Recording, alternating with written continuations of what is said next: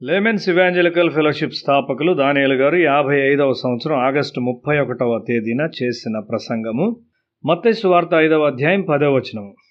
నీతి నిమిత్తము హింసింపబడువారు ధన్యులు, పరలోక రాజ్యము వారిది. నీతి నిమిత్తము శ్రమనొందుట క్రైస్తవ ప్రజలకు ఒక ఆధిక్యతగా ఉన్నది. మనము ఆనందముతో హింసను స్వీకరించినప్పుడు మన నిజమైన మానసిక స్థాయి కనబడుతుంది. ఒకసారి సాధు సుందర్ సింగ్ ఒక చెట్టున కట్టబడి అతని శరీరం మీదకి రక్తమును పీల్చు జలగలు పంపబడినవి. జలగలు రక్తం పీల్చుటలో వాటి పని పూర్తి చేశాయి. ఆయన బలహీనుడై రక్తం లేనివానిగా ఉన్నాడు. అయితే ఉదయకాలమున ప్రజలు ఆయన్ను చూచినప్పుడు ఆయన చిరునవ్వుతో ఉన్నాడు. ప్రజలు ఆశ్చర్యపడ్డారు. వారు ఆయన కట్లు విప్పి భయంతో పారిపోయారు. శ్రమను మరియు అన్యాయమును అనుభవించు సమయంలో క్రైస్తవ భక్తి గలవారు ఆనందించుట చూచి ప్రజలు ఆశ్చర్యచకితులవుతారు. అది ఎంతో లోతైన విశ్వాసము. దక్షిణ భారతదేశంలోని క్రైస్తవుల్లో 95% బాధలను అనుభవించుట వారు తమకు తాము కొని తెచ్చుకున్నదే. వారు దేవుని కొరకు శ్రమపడుచున్నారని తలస్తుంటారు. ఒకసారి నేను ప్రార్థన కొరకు ఒక దూర ప్రదేశమునకు వెళ్తూ ఒక ఉప్పు మడుగును దాటుచూ ఉన్నాను.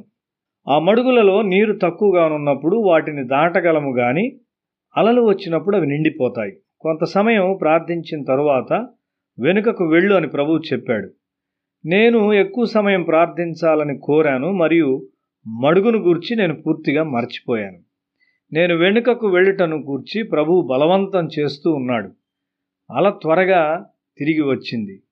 అయితే నేను సరైన సమయంలో మడుగును దాటగలిగాను. మన యవ్వన కాలంలో మనకిష్టమైన వాటన్నిటినీ అనుభవించాలని కోరుతుంటాము. ఎండిన ఉప్పు మడుగులు ఒకనాడు పూర్తిగా నిండిపోతాయి. నీవు వెనుకకు రాలేకపోతావు. నీవు దాటలేని సమస్యల్లో పట్టబడతావు. నీవు అలల్లో పట్టబడతావు. దేవుడు మనలను హెచ్చరిస్తూ సిద్ధపరుస్తూ ఉంటాడు. వారి యవ్వన జీవిత ప్రారంభంలో నీతి కొరకు శ్రమనొందుచు ప్రాథమిక జీవితం కొరకు సిద్ధపడువారు ధన్యులు. యవన ప్రజలు నవ్వుచుండుట నేను చూచినప్పుడు వారు జీవితమంతా నవ్వుతూ ఉండాలని, వారెల్లప్పుడూ సంతోషంగా ఉండాలని నేను కోరుకుంటాను. అయితే వారట్లుండరు. త్వరలో వారు జీవిత సమస్యల్లో పట్టుబడి దుఃఖముతో నిండి ఉంటారు. యేసునకు ఇరువైపులున్న దొంగలు వారి పాపముల కొరకు మరణించున్నారు గాని దేవుని కొరకు కాదు.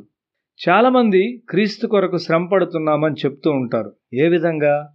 నా కుమారుడు దారి తప్పిపోయాడు, నా కుమార్తె ఈ విధంగా చేయుచున్నది. ఎందుకు? నీవెప్పుడైనా వారికి దేవుని వాక్యాన్ని బోధించావా? దేవుని ధర్మశాస్త్రము అతిక్రమించరాదని బోధించావా? ప్రకృతి సంబంధమైన చట్టాలు దేవుని ద్వారా అధిగమించబడును గాని దైవికమైన చట్టాలు ఎన్నడూ అధిగమించబడవు. అందువలనే క్రీస్తు మరణించవలసి వచ్చింది. నీ శరీరం వంకరగా ఉన్నట్లయితే ఆయన దాన్ని సరిచేయగలడు గాని నీవు దైవిక చట్టమునకు వ్యతిరేకంగా వెళ్ళినట్లయితే నిన్ను పునరుద్ధరించుటకు సిలువ ఒక్కటే మార్గము. అలలు నిశ్చయముగా లేచునని తెలుసుకో.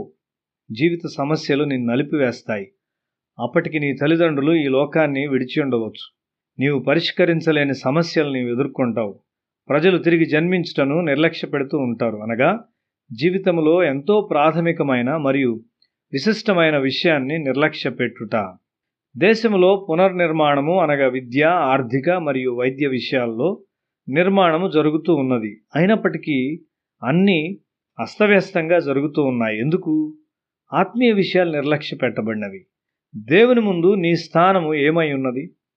నీవు నీతిమంతునిగా అయినప్పుడు లోకము దాని ఎదుట నిలువలేదు. అది నిన్ను హింసించును. భక్తిగల ప్రజలు కూడా నిన్ను వెక్కిరిస్తారు. దేవుని పిల్లలకు హింస కలుగును. మనము దాన్ని ఆనందంతో తీసుకోవాలి. మనం ఎంత మేరకు సహించగలము? ఇతరుల బాధను ఎంత మేరకు ప్రార్థనలో మనం మోయగలుగుచున్నాము? ఆయన పట్ల వాస్తవమైన వారిని దేవుడు రుజువు చేయును. మనము నిరాశ చెందరాదు. దేవుడు మనలను సమర్థించును.